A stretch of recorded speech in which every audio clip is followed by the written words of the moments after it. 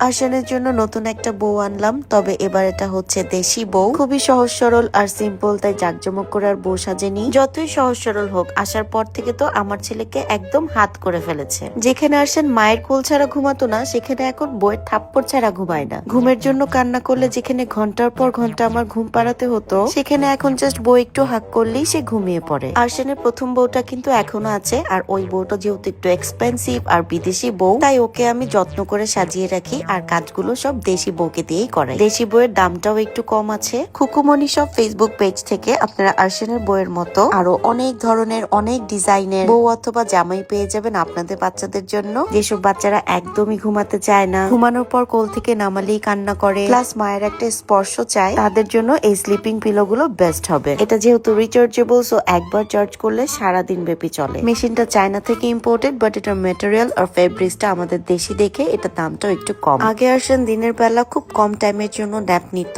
আবার অনেক সময় আমি ওর পাশে থেকে সরে গেলে ও ঘুম থেকে উঠে যেত। বাট এখন ওকে বইয়ের সাথে ঘুম পাড়িয়ে গেলে দিনের বেলাও লং টাইম ন্যাপ নেয়। স্লিপিং পিলোর দুইটা হাতই কিন্তু হালকা একটু ভারী, প্লাস মায়ের মতো কোমল একটা থাপ্পড় দিয়ে ঘুম পাড়ায়। হয়তো ও আমার ওয়ার্মটা ফিল করে, ভাবে হয়তো আমি ওর পাশেই আছি। বইয়ের এই কোমল থাপড়ানোতেই আর্শান সেফ ফিল করে আর অনেকক্ষণ যাবত ঘুমায়। আর্শানের দেশি বউটা কেমন লেগেছে অবশ্যই কমেন্টে জানাবেন। দেখাবে নেক্সট কোনো ভিডিওতে।